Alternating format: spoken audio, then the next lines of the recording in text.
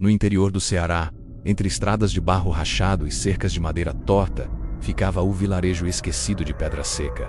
À noite, o vento soprava quente mesmo depois do pôr do sol, e os cachorros uivavam para o nada, como se enxergassem algo que os humanos não podiam ver. A lenda que assombrava aquele lugar era mais antiga que qualquer morador vivo. Falava de um vulto, uma sombra esguia e alta que vagava pelas estradas nas noites de lua minguante. Alguns diziam ser a alma penada de um vaqueiro que perdeu seu rebanho e sua vida numa seca terrível. Outros juravam que era algo mais antigo, uma criatura da terra despertada pela tristeza do solo ressequido. A história começa de verdade com um jovem chamado Jonas.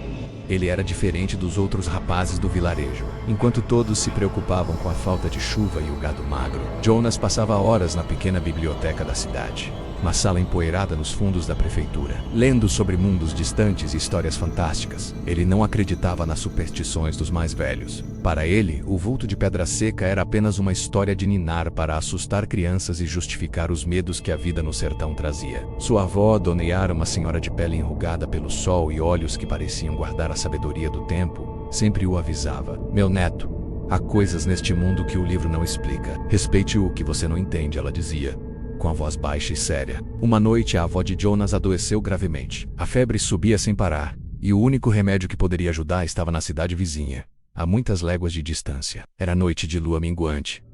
O ar estava pesado, parado. Todos no vilarejo, inclusive o pai de Jonas, se recusaram a fazer a viagem. "É noite dele", diziam, com os olhos cheios de um medo genuíno.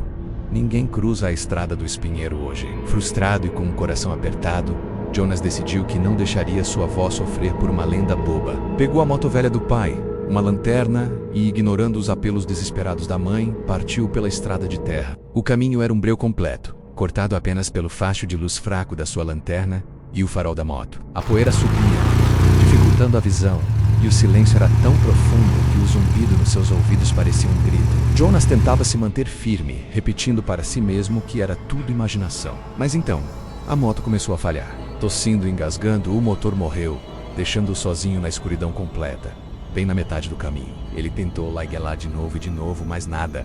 O silêncio voltou, mais opressor do que antes. Foi quando ele sentiu um frio que não vinha do vento, um arrepio que percorreu sua espinha. Ele olhou ao redor, o coração batendo forte contra as costelas, e então ele viu, lá longe, no fim do alcance da sua lanterna, uma silhueta se desenhou contra o céu sem estrelas. Era alta, muito mais alta que um homem normal, e seus contornos eram fluidos, como fumaça escura. Jonas ficou paralisado. Tudo o que ele tinha lido, toda a sua descrença, se desfez naquele instante.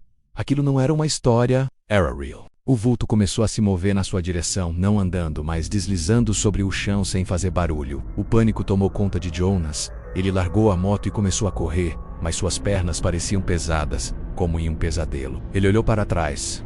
A figura estava mais perto, seus braços longos e finos se estendendo como galhos secos. Ele conseguia ouvir um som agora, um sussurro baixo e arrastado, como o vento passando por uma fresta. Ele tropeçou e caiu, ralando as mãos e os joelhos no chão pedregoso. Quando se virou, a sombra estava sobre ele, bloqueando a pouca luz da lua. Ele fechou os olhos, esperando o fim. Mas nada aconteceu. Ele abriu os olhos devagar. O vulto estava parado, olhando para ele. E nos seus contornos escuros, Jonas viu algo que não esperava. Tristeza. Não era uma criatura de maldade, mas de solidão. Ele se lembrou das palavras da sua avó.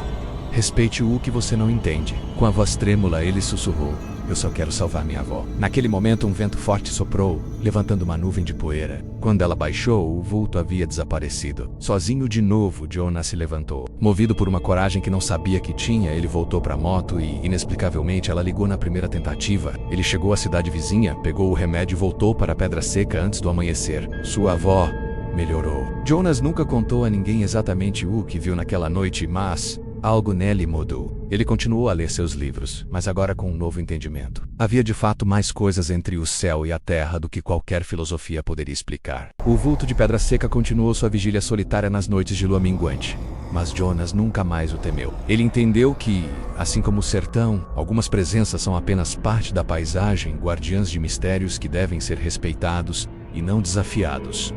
Obrigado por assistir. Se você gostou dessa história, não se esqueça de deixar seu like, se inscrever no canal e ativar o sininho para não perder os próximos contos. Até o próximo mistério.